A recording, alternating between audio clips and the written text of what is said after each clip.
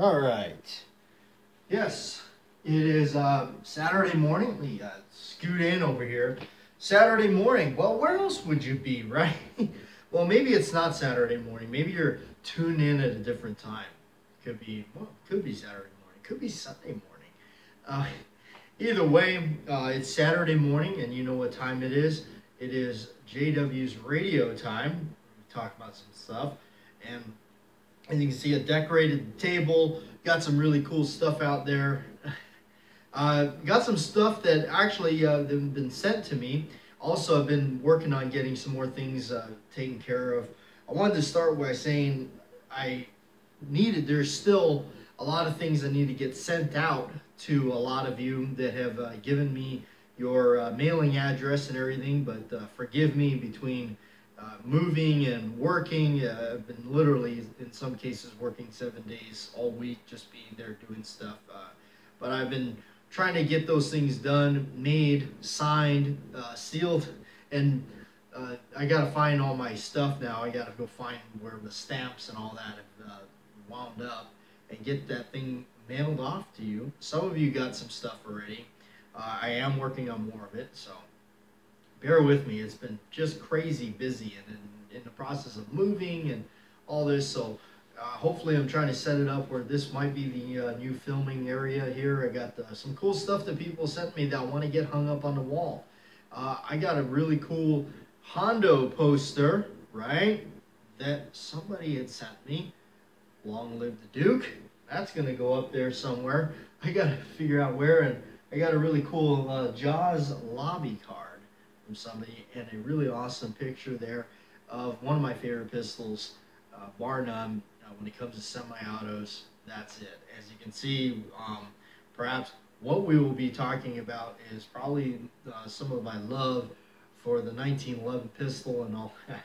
So anyway, grab your coffee, right? Everybody's got their stuff. All right, I got my little cheat sheet here. So we're going to get some shout outs going.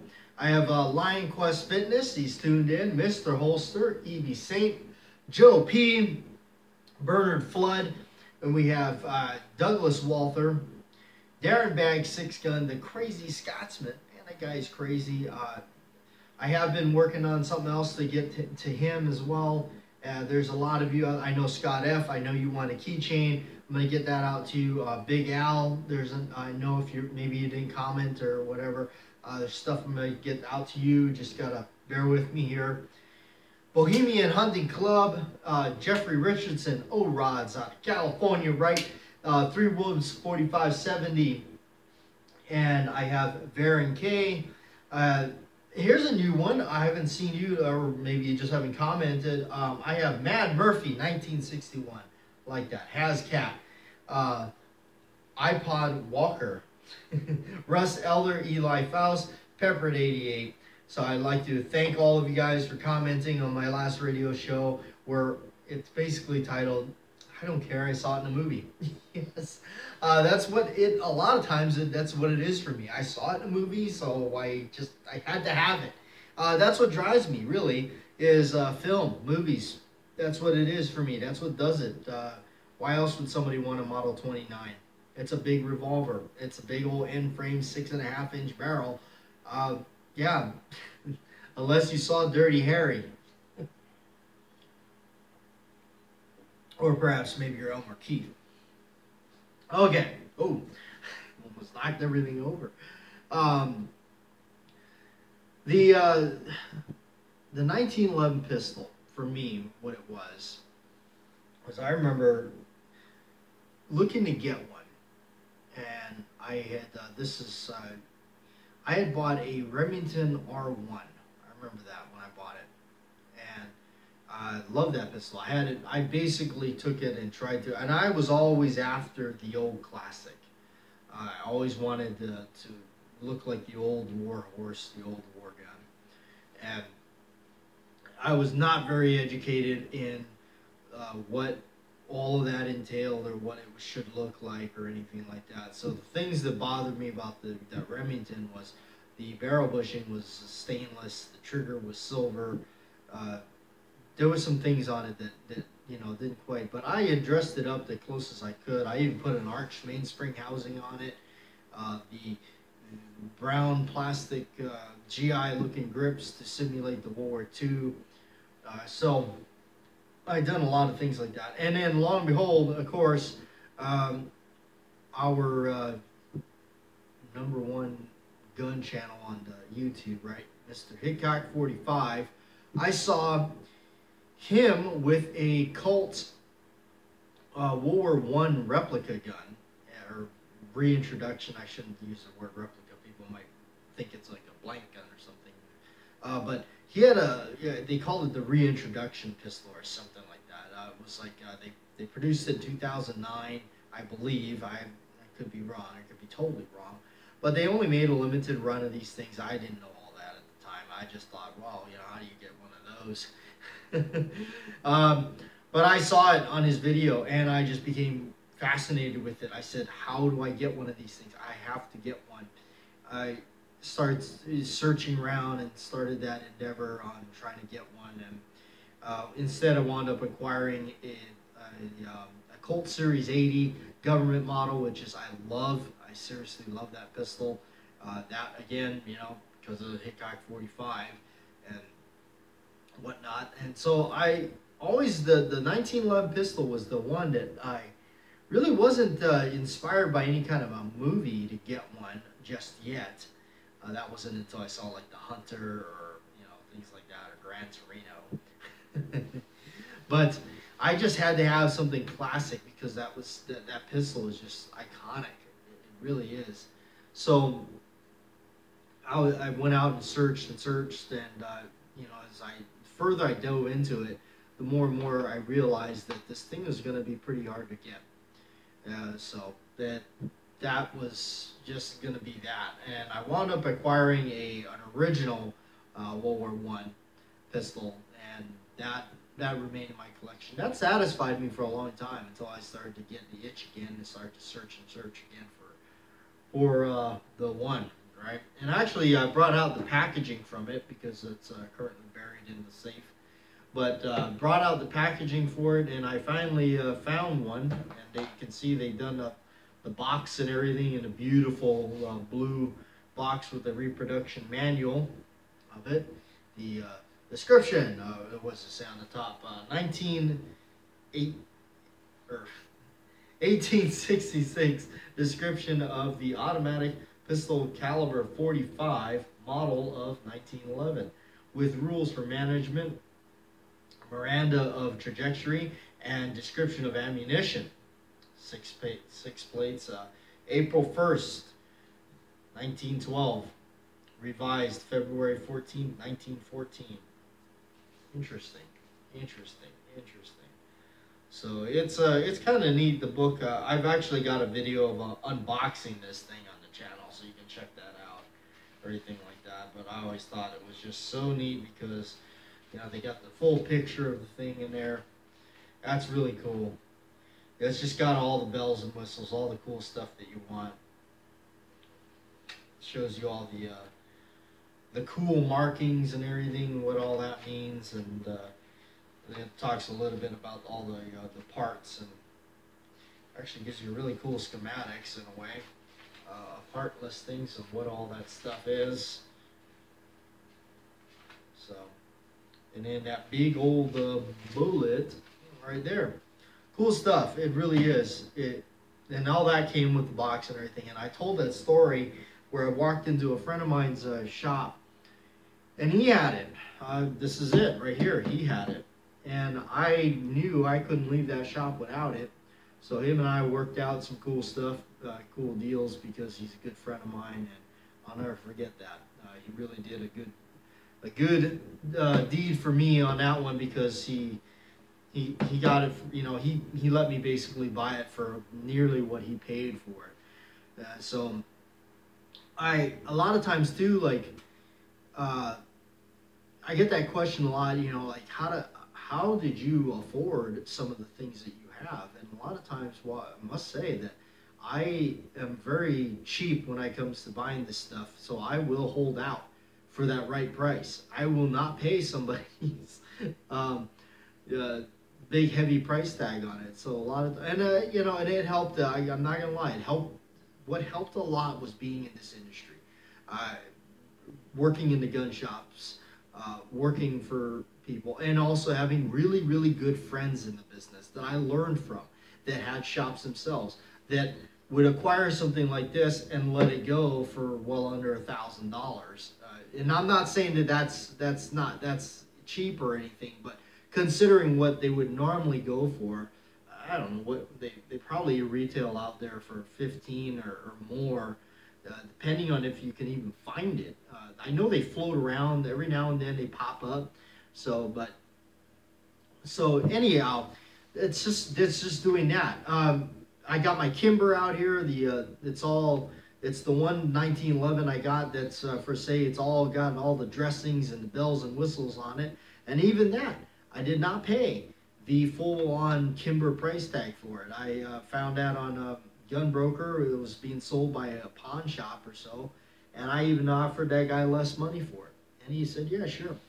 So, and that's why I like pawn shops out here too. Going out to pawn shops, you can always offer them a lower price because they don't look at it in a way like, oh, well, that's a Kimber such and such, or that's a Colt. They look at it like, had that thing for about 6 months. We got to get rid of it. We have this much into it. Let's sell it. So that's the cool thing about that. So, even right down to a classic holster like this. This is a Boyd 1942 classic holster. Even got that leather strap on the bottom and everything like that.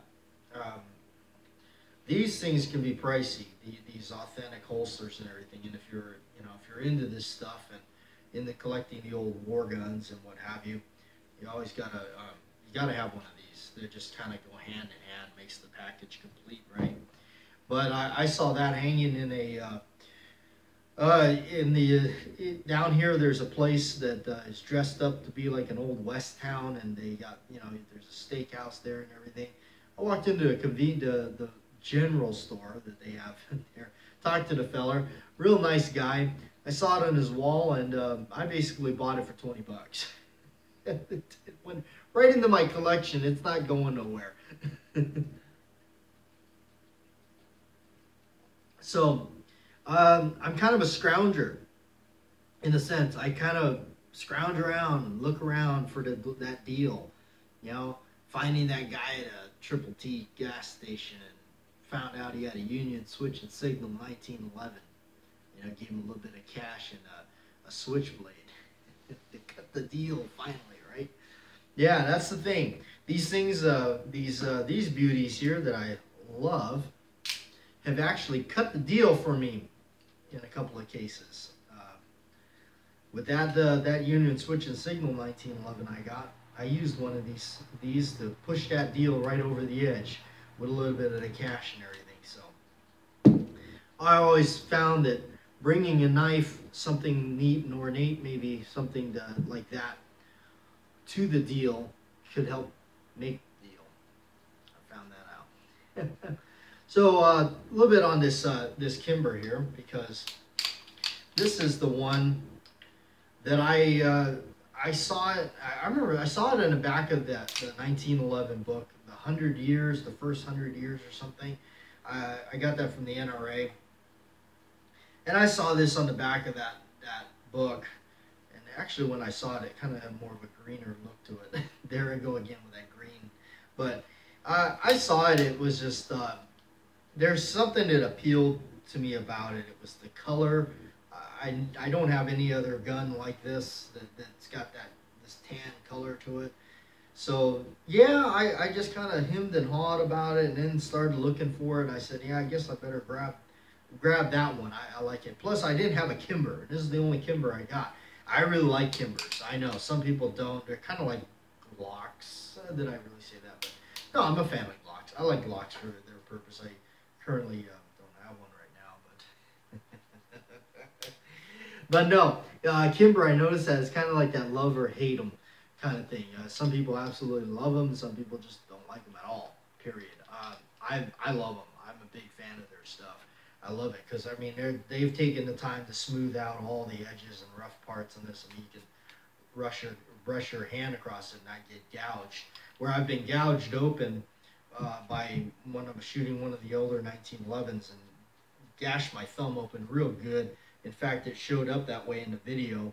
Also, speaking of which, some people have messaged me. They say, hey, I can't find that video that you did. Or what? Some of the videos on the channel have been removed, and some of them have drifted on over to my Patreon page. So if you haven't checked out my Patreon page, go there, check it out. All the videos are there, available for you to watch free of cost, so you can check it out. So some of them I switched over there just to protect the channel. I didn't want nothing to happen to us. We're skating on thin ice, and we're just kind of, every day that passes, we are just kind of going, we're blessed that we're here today. So, anyway, back to this thing, you know, again, this is one of the only ones that I got that really is just, in a way, it's got everything on it. It's got the flat mainspring housing, which as you guys know, I'm not a fan of.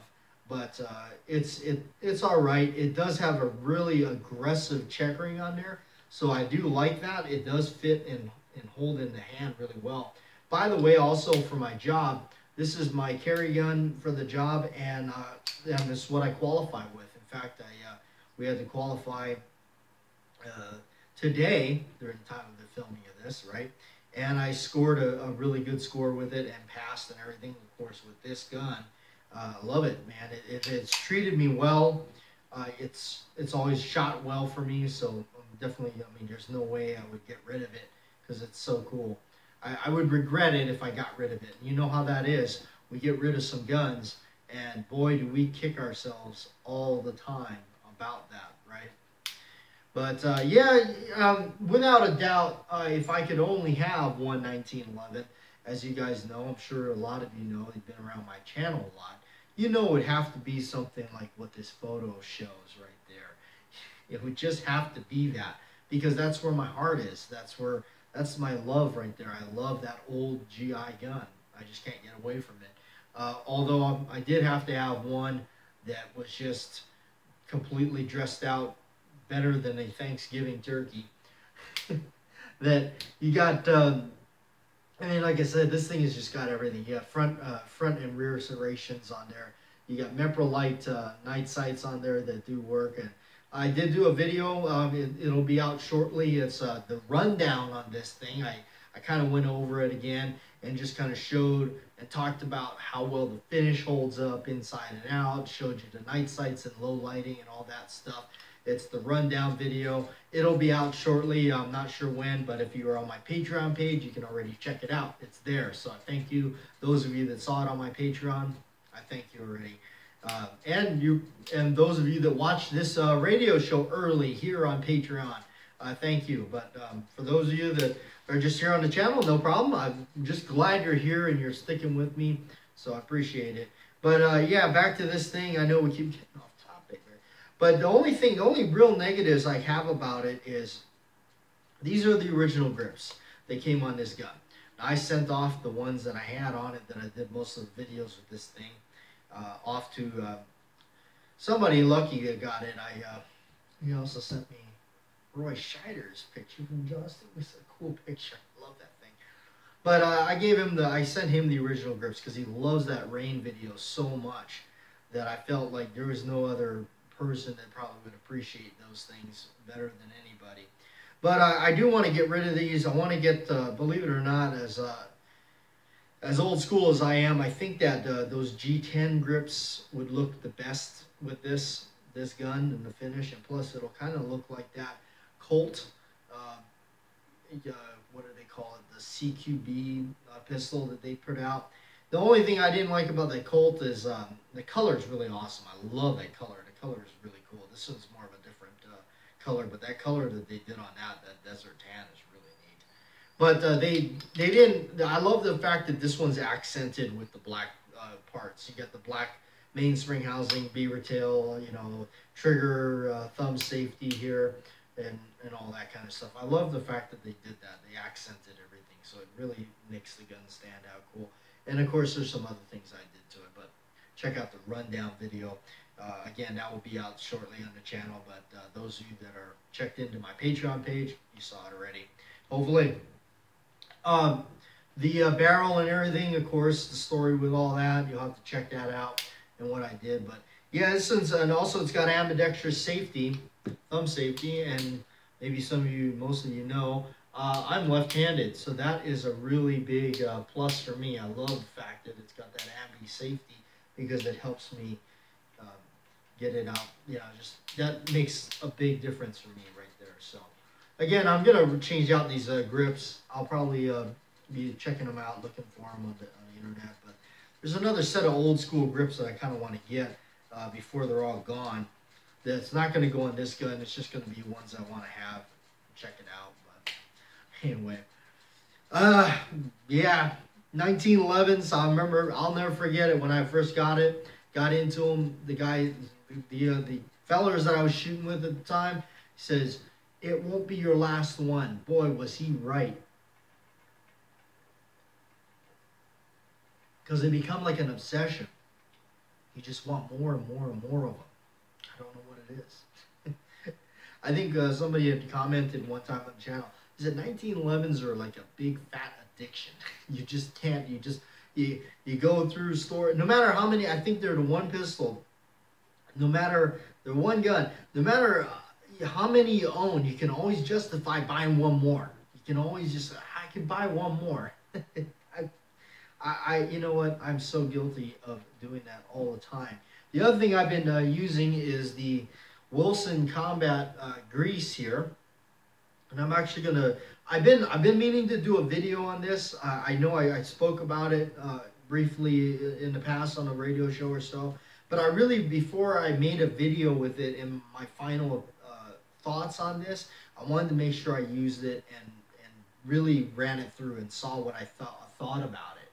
So that I'll be doing that shortly on the channel. We'll get that going, and we'll be getting more stuff rolling here. So I appreciate it, you guys. I appreciate you tuning in, and hopefully you've been liking the movie time videos that I'm going to start doing. Of course, the one that is up there is the one for Dirty Harry, right, and the Model 29 and the romance between all that, right? So other than the movie. And big thank you to John Milius for writing that into Dirty Harry and making a lot of us go obsessive crazy over that gun, right? So I'll get out of here, let you guys get back to your weekend, be safe, everything. But thank you for tuning in. Thank you for subscribing to the channel and always being here. A lot of you have been here for the whole time that I've been doing this. And man, I mean, I can't even count already. I think it's been 4 or 5 years that I've been doing this thing right here on YouTube with, of course, the best subscribers out there. So I thank you. I'll see you guys next time.